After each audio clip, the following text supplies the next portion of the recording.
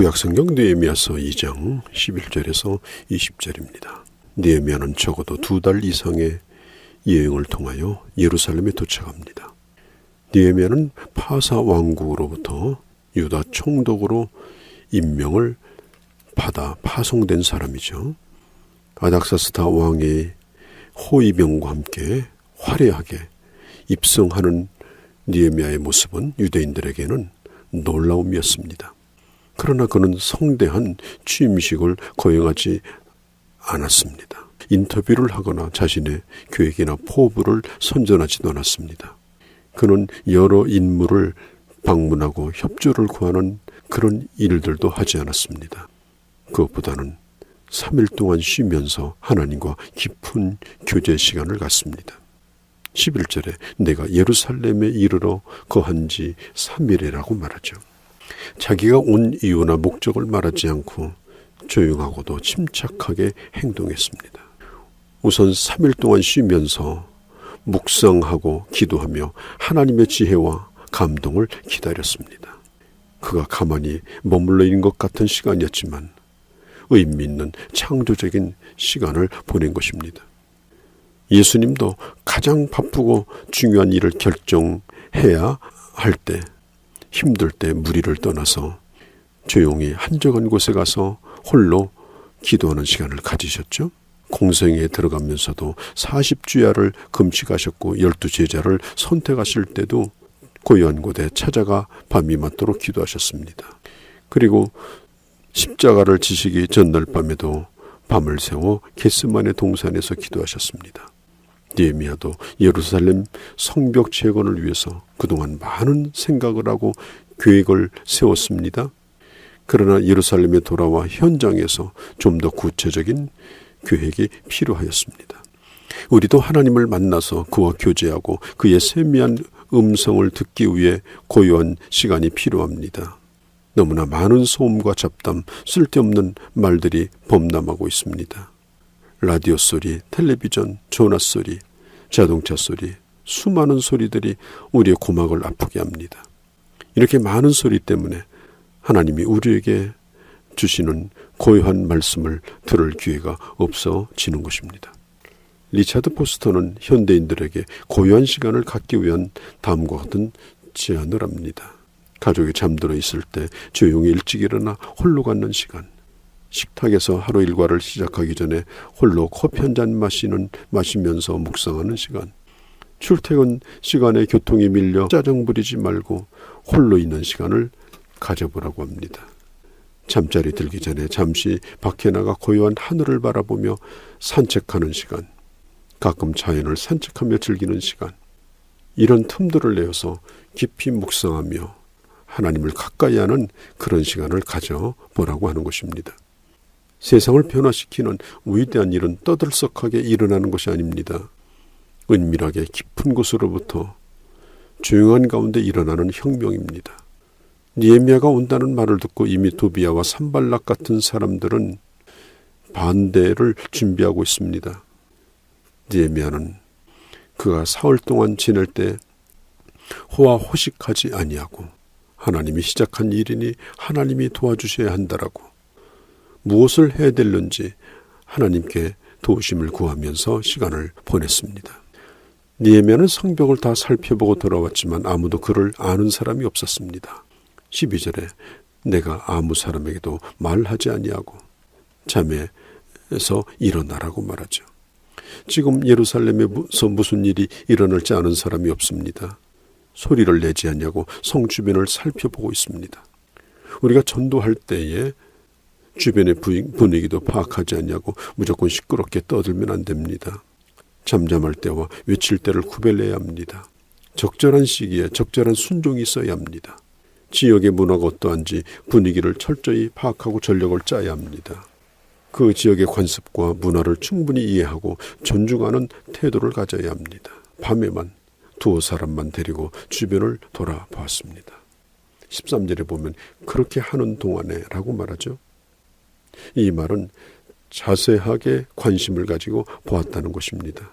무너진 사람들, 무너진 인생을 다시 세우려고 하면 그 사람의 어디가 허물어졌는지 면밀히 살펴보아야 합니다. 경험을 통해서 다 알고 있다. 이것은 교만입니다. 왜냐하면 사람마다 다릅니다. 문화마다 다릅니다. 13절 14절에 그 밤에 골짜기 문으로 나가 용정으로 분문에 이르는 동안에 예루살렘 성벽이 다 무너졌고 성문은 다 불타버렸고 짐승이 지나갈 자리도 없을 정도로 예루살렘의 상태는 심각했습니다. 문이 다 불탔다는 말입니다. 사람들이 드나들 문이 없습니다. 아무나 드나드는 겁니다. 그런 흔적들, 그런 돌무더기들만 가득 차 있었습니다. 이걸 보면 예루살렘이 바벨론으로부터 얼마나 철저하게 공격을 받았는지 알 수가 있습니다. 한때 에스라가 돌아와서 반대 세력을 극복하고 성전을 재건하려고 했지만 실패했습니다. 그리고 여전히 지금 성은 폐허로 남아있는 겁니다. 지금 우리의 삶의 상태는 어떻습니까? 무너지고 그리고 세상 것과 혼합되어서 지금 혼란한 상태에 빠져있는 우리는 아닙니까? 17절에 보니까 우리의 당한 곤경을 너희도 목도하는 바라. 예루살렘 성벽을 증건하여 다시는 수치를 당하지 말자. 우리가 당한 곤경이라고 말하죠. 느헤미야는 이것이 자신이 당한 공경이라고 이해합니다. 그러면서 18절에 보면 그는 간증을 시작합니다. 하나님의 손이, 하나님의 선한 손이 나를 여기까지, 또 왕의 마음을 어떻게 감동했는지 이야기를 시작합니다. 간증을 하자 사람들이 귀를 기울여 듣기 시작합니다. 우리에게는 간증이 필요합니다. 하나님이 나와 함께 하신 삶의 스토리가 필요합니다. 이 생생한 간증을 들었던, 도저히 움직일 수 없었던 아닥사스다 왕의 마음이 움직여지고 이렇게 도움을 받아 여기까지 온 이야기를 들었을 때 18절 후반에 이 말을 들은 사람들이 일어나 건축하자 하고 힘을 내어서 이 선한 일을 하고자 하였습니다. 사실 에스라를 위시해서 몇몇 지도자들이 성벽 재건을 시도했지만 실패했습니다. 그래서 사람들의 가슴 속에는 이건 안 되는 일이다, 그렇게 완전히 내어놓았던 일입니다. 그리고 방해가 많았습니다. 또 방해자가 등장하죠. 호른 사람 산발락과 종이되었던 암문 사람 도비아와 아라비아 사람 게셈이 이 말을 듣고 우리를 업신여기고 비웃어 가로되 너희 하는 일이 무엇이냐? 왕을 배반코자 하느냐? 느헤미야가 하나님의 도움을 받아 왕의 허락을 받고 그리고 돌아왔는데 지금 반대하는 사람들이 생겼습니다. 지금 예루살렘의 환상을 갖고 도착한 느헤미야가 직면한 것은 매우 어려운 상황이었습니다. 그는 예루살렘에서 태어나지도 않았습니다.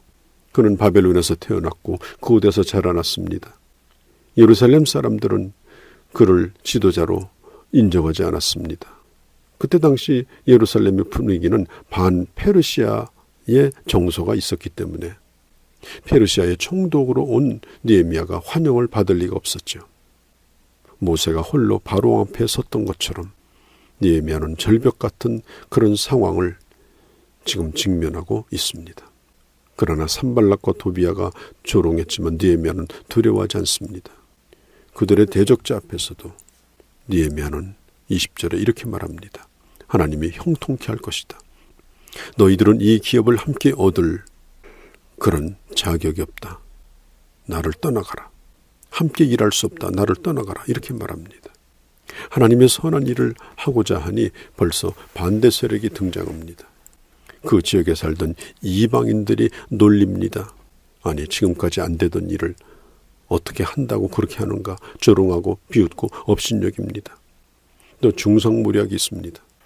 페르시아의 아닥사스다 왕을 지금 배반하려고 한다. 왕의 허락을 받고 분명히 왔음에도 불구하고 그들은 그렇게 모함을 합니다. 그들은 하나님의 뜻에 대해서 관심이 없습니다. 자신들의 의지로 반대하는 겁니다. 하나님의 일은 옛날이나 지금이나 앞으로도 언제나 반대 세력이 있기 마련입니다. 언제나 그것을 각오하고 믿음으로 잘 견뎌야 합니다. 가까운 곳에서 반대할 수도 있습니다. 믿을 만한 사람에게 반대를 당할 수도 있습니다. 그러나 하나님 뜻이 분명하다면 하나님이 이루실 것을 믿고 그 일을 해나가야 합니다. 느헤미야가 성벽을 재건하려고 했을 때 안으로 밖으로 반대에 부딪혔지만 느헤미야는 하나님이 나와 함께 하시니 하나님의 주시는 능력으로 반드시 이 일을 해낸다라고 믿고 믿음으로 일을 진행했습니다. 주님을 위해서 함께 잘해봅시다. 이런 사람은 절대로 사탄이 좋아하지도 않고 사탄이 틈차지도 못합니다. 안 된다, 못한다, 이유가 많습니다. 안 되는 이유를 말합니다. 이런 사람은 사탄의 유혹의 대상이 됩니다. 오늘 느헤미야에게 주셨던 이 묵상의 힘, 그 다음에 간증의 힘, 그리고 하나님의 뜻을 확신하고 담대하게 나가는 이 담대함, 이런 은혜와 능력을 오늘 우리에게도 허락해 주시기를 간절히 바랍니다.